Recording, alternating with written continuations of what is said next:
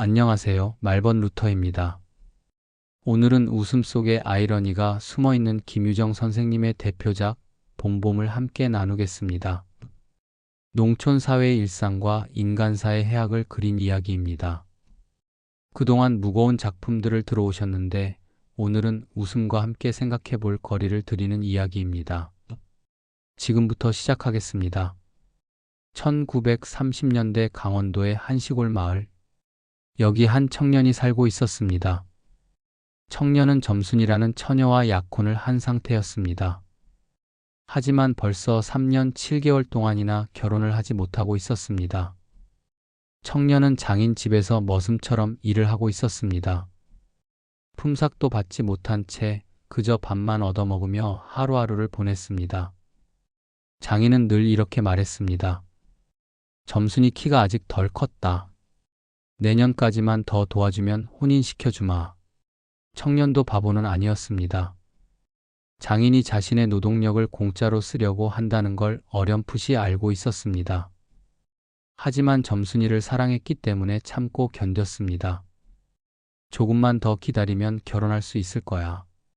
그런 희망을 품고 말입니다. 그런데 어느 날 점순이가 청년에게 말했습니다.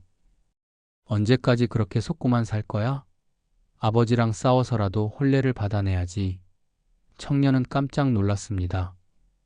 점순이가 이렇게 적극적으로 나올 줄은 몰랐거든요. 그런데 아버님이 화내시면 어떡하지? 청년이 망설였습니다. 점순이는 한숨을 쉬며 말했습니다. 정말 답답해. 이렇게 계속 있으면 나는 언제 시집을 가? 청년은 점순이가 자신을 한심하게 볼까봐 걱정이 되었습니다. 결국 청년은 용기를 냈습니다. 장인을 마을의 구장댁으로 억지로 끌고 갔습니다. 구장님, 저 좀 도와주세요. 제가 이렇게 오랫동안 일을 해왔는데 언제까지 결혼을 미뤄야 합니까? 구장은 고개를 끄덕이며 장인에게 말했습니다. 그거 참, 사위가 이렇게 고생을 했으니 이제는 혼례를 치러줘야 하지 않겠나? 청년은 속으로 기뻤습니다. 이제야 결혼할 수 있겠구나. 하지만 장인은 또다시 핑계를 댔습니다. 아니, 구장님. 점순이 키가 아직 작아서 혼례를 올리기에는 이르다고 봅니다. 조금만 더 기다려주시면. 구장도 어쩔 수 없다는 듯 고개를 저었습니다. 청년은 또다시 속은 기분이었습니다. 집으로 돌아오는 길에 청년의 화가 치밀어 올랐습니다. 이제는 정말 참을 수 없어. 그날 밤부터 청년은 꾀병을 부리기 시작했습니다. 밥도 먹지 않고 드러누워 있었습니다. 아이고, 배가 아파서 못 살겠다. 장인은 당황했습니다. 며칠 후 청년은 더 이상 참을 수 없었습니다. 장인을 붙잡고 따졌습니다. 도대체 언제까지 저를 속이실 겁니까? 이제는 정말로 혼인시켜 주셔야 합니다. 장인도 화가 났습니다. 뭐? 너 지금 장인한테 대드는 거냐? 둘 사이에 실랑이가 벌어졌습니다. 그런데 청년이 갑자기 장인의 수염을 꽉 잡고 늘어졌습니다. 아, 놓아라. 놓으라고.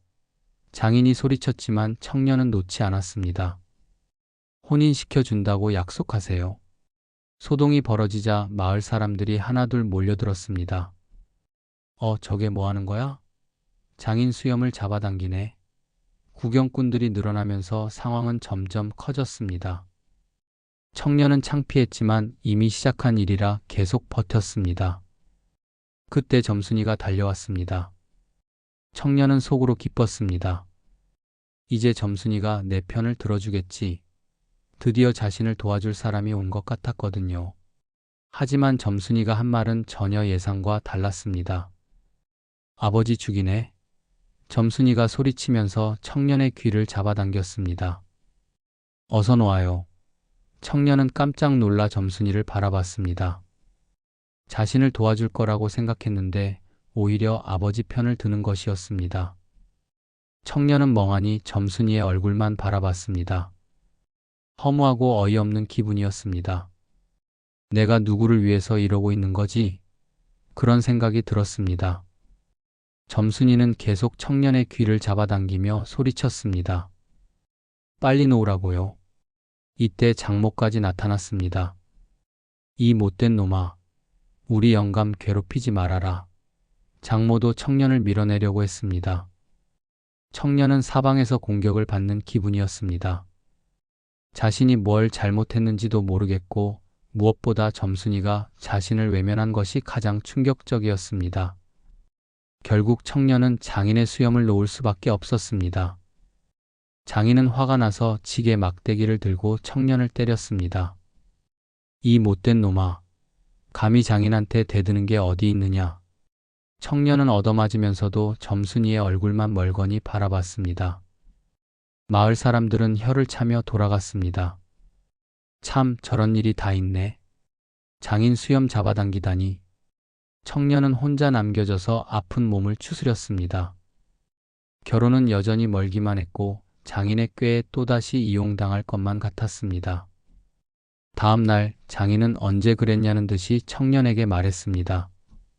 어제는 너무 흥분했구나. 그래도 사위 될 사람이니까 계속 도와주거라. 내년에는 꼭 혼인시켜주마. 청년은 한숨을 쉬었습니다. 또 같은 말이었습니다. 점순이는 어떨까요?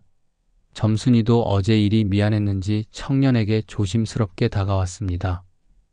오빠, 어제는 그냥 갑자기 무서워서 그랬어요. 청년은 점순이를 바라봤습니다. 화가 나면서도 한편으로는 이해가 되었습니다. 그렇게 또 하루가 지나고 또 다른 하루가 지났습니다. 청년은 여전히 장인 집에서 일을 하고 있었고 장인은 여전히 내년에는 꼭이라는 말을 반복하고 있었습니다. 마치 끝나지 않는 놀이 같았습니다. 동네 사람들은 이제 이런 모습에 익숙해져 있었습니다. 저 집은 언제나 저런 식이야. 청년도 참 끈기가 있어. 모두들 웃으면서 바라볼 뿐이었습니다. 청년 자신도 이제는 체념하고 있는 것 같았습니다. 김유정 선생님의 본봄은 단순한 사랑 이야기가 아닙니다. 농촌 사회의 권력 구조와 인간사의 아이러니를 해악 속에 담아낸 작품입니다. 청년은 진심으로 사랑하고 성실하게 일했지만 결국 제자리 걸음만 하고 있습니다. 특히 점순이가 청년의 편을 들어주지 않았던 장면은 이 작품의 핵심입니다. 청년이 자신을 위해 싸우고 있다고 생각했는데 정작 당사자는 다른 생각을 하고 있었던 것이죠. 이런 엇갈림이야말로 인생의 아이러니가 아닐까요? 웃으면서도 씁쓸한 여운이 남는 것, 그것이 바로 김유정 문학의 매력입니다. 우리 인생도 때로는 이런 모습일지 모릅니다. 똑같은 일을 반복하면서도 언젠가는 달라질 거라고 믿고 살아가는 건 말입니다. 오늘 들려드린 봄봄에 대해 더 자세히 알고 싶으시다면 곧 업로드될 작품 해설편도 함께 보시기 바랍니다. 김유정의 해양문학과 이 작품이 담고 있는 더 깊은 의미를 다룰 예정입니다. 함께 해주셔서 감사합니다. 말벗 루터였습니다. 본 콘텐츠는 김유정의 봄봄을 원작으로 각색한 창작물입니다.